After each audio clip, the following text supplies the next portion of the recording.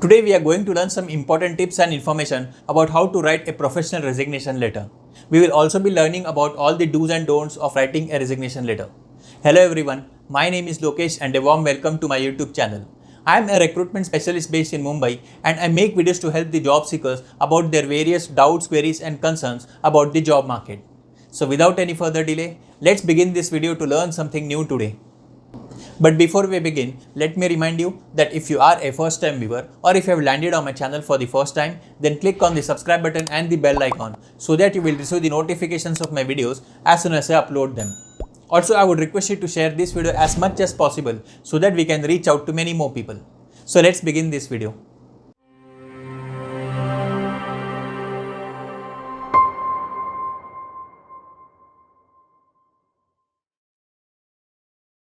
Just as important it is to learn how to clear an interview and join an organization, it's equally important to know how to leave your organization. As all of you know, there are certain procedures while joining an organization. Similarly, there are also some predefined procedures and formalities to be complied with while leaving an organization. A very important task and the very first procedure is writing a resignation letter. And believe me, telling your current organization about your willingness to leave them is indeed a difficult task. The transition from your current organization to a new organization should be very smooth instead of creating an awkward situation with your current employer.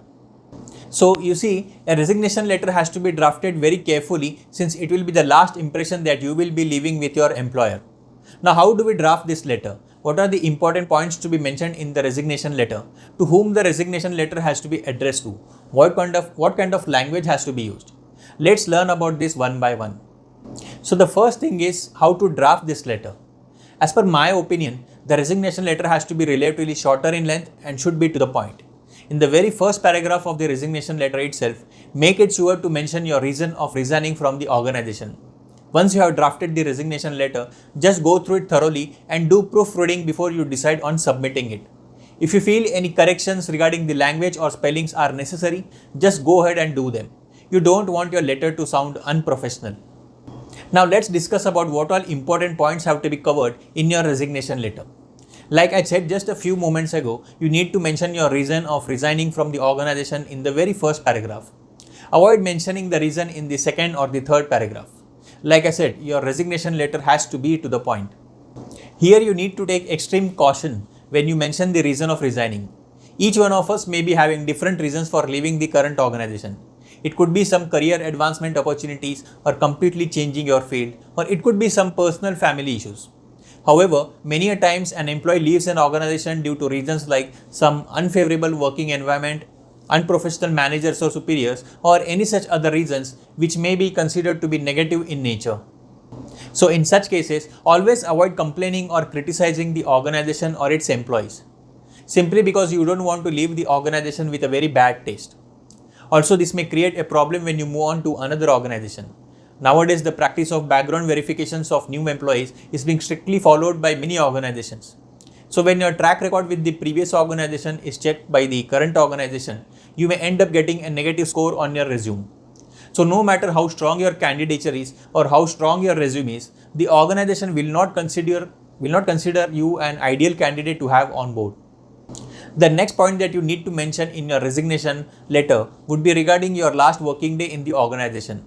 It depends upon the notice period clause that you have agreed upon while joining the current organization. It may be 15 days, 1 month, 2 months, or even 3 months. So depending upon the duration of the notice period, calculate the last working day very accurately. Moving on to the next thing. It is always a sign of professionalism when you ensure your employer that as long as you will be serving your notice period, you will work with total dedication and putting in all your efforts during this period as you had been doing it earlier. Please remember that just because you have a few days of employment left with the current employer, it doesn't mean that you can take your work casually. And it makes sense because there is no point in degrading the quality of your work just because your days with the current employer are numbered. Like I said earlier, even this will give a negative score on your resume when the background verification process is carried out by your next employer. Now, what kind of language should we use in the resignation letter? This is also a very important aspect of a resignation letter. The answer is simple. The letter should sound very professional. It doesn't matter even if you're leaving the current organization on some unfavorable terms. But still make sure that you give credit to your employer for giving you a chance to serve the organization. Also, for whatever growth you have achieved under your superiors, please make it a point to mention the names of such superiors. In fact, not only superiors but also your co-workers and subordinates. Avoid using any controversial or derogatory words. What I am trying to say is that you should reflect on all the positives of the organization. After all, the organization has given you your daily bread and butter during your tenure with them. It would also be nice if you offer them to serve the organization at some point in the future once again.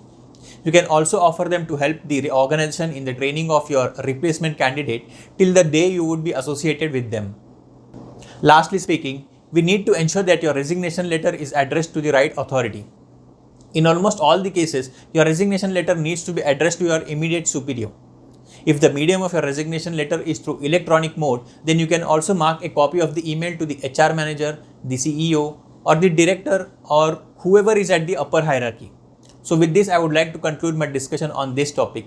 I hope that after watching this video, you were able to learn something new today, and you have much more clarity about how to write a professional resignation letter. In case if you have any queries, opinions or suggestions regarding the content that we have discussed in this specific video, then please leave a comment below. I will be replying to them personally on priority. Once again, I would like to remind every one of you to hit that subscribe button and the bell icon and keep on supporting my channel, which will encourage me to bring more quality content for all of you.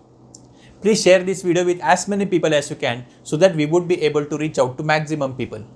See you again in the next video. Thank you.